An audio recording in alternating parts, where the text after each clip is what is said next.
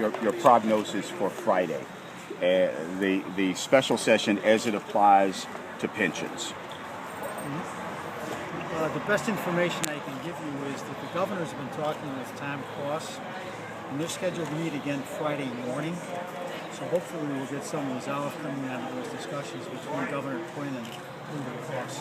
Do you believe that a comprehensive bill can be considered by the House?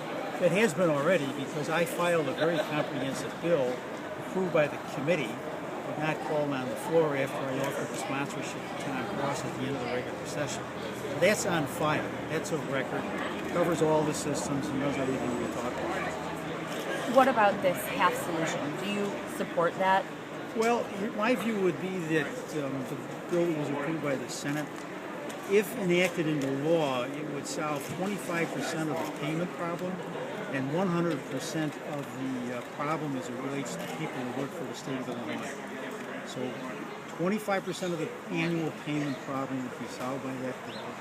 100% of the problem which is caused by workers for the state of Illinois. So is that something you should move forward, or not? Well, if you take those percentages, I think that's progress. But Cross says that it's not, I think he described that in the McKinney column as a non-starter. Yeah. Yeah. So why even move ahead? Try to move ahead? Well, you see, that's why I think it's important that the governor and Cross are talking, and hopefully something good can come out of it. Is there any way that there could be 60 Democratic votes for the Cullerton proposal? I wouldn't expect that. I don't think that's realistic. How many Republican votes do you think need to be on this roll call? Oh, I think there should be fair share.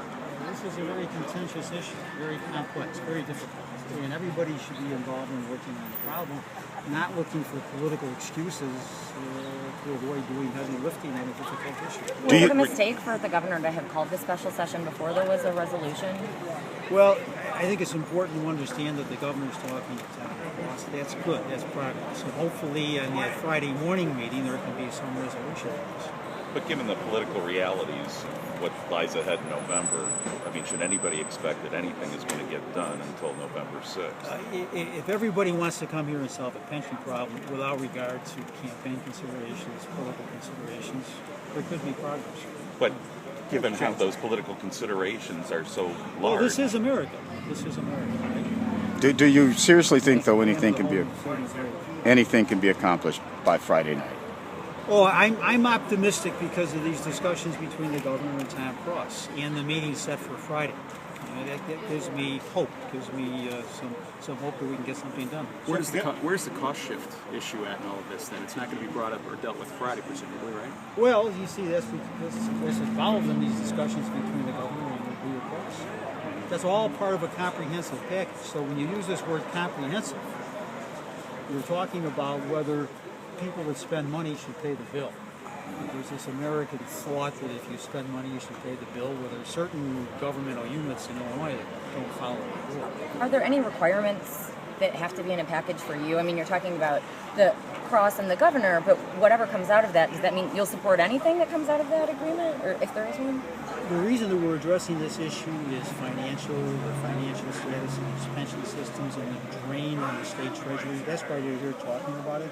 And so my goal has been to work on all ideas to try and restore some fiscal stability to these pension systems and reduce that draw on the state treasury. Mr. Speaker, one more question. Any comment on what appears to be some acrimony between Labor and the Democratic Party, longtime allies? They're out here saying you guys aren't doing right by them. Well, we're trying to balance the budget. We're trying to improve the fiscal condition of the state of Illinois. People from organized labor are representing our people, and they ought to do that. And we ought to be busy about improving the fiscal condition of the state of Illinois. So it's just a natural conflict. It's going to be there. I don't think there's any long-term adverse implications that will come out of it.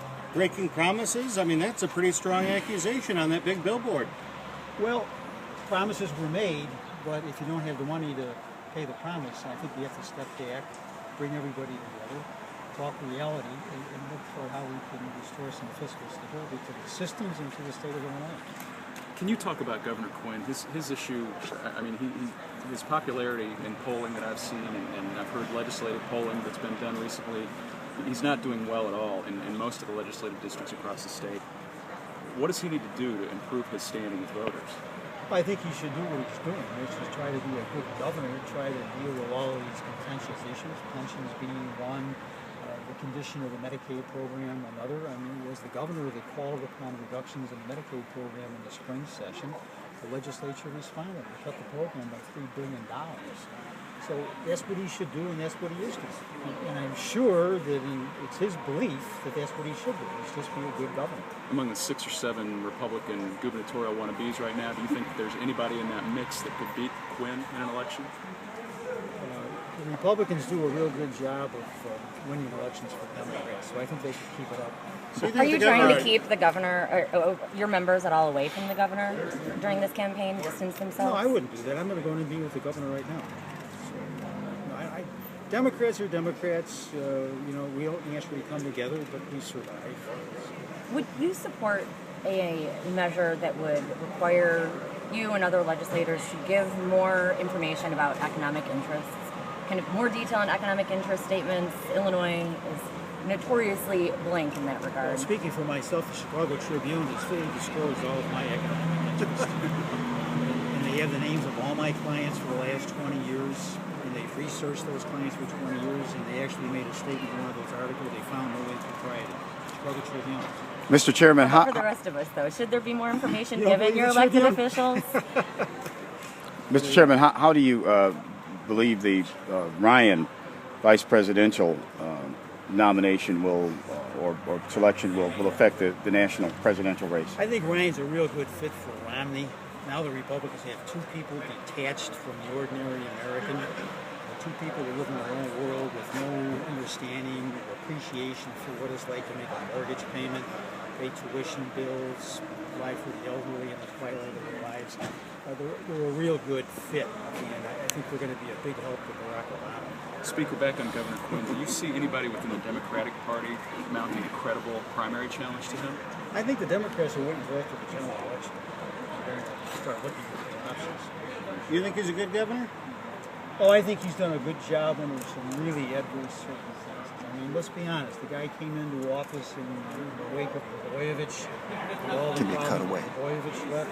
He came into office right as the financial meltdown was happening nationwide, which compressed our receipts by 25%. He's a Democrat who doesn't want to cut governmental services, and he's been part of the Congress to do that. So, you've got to give the guy credit. He inherited a real bad situation, and he's done his best.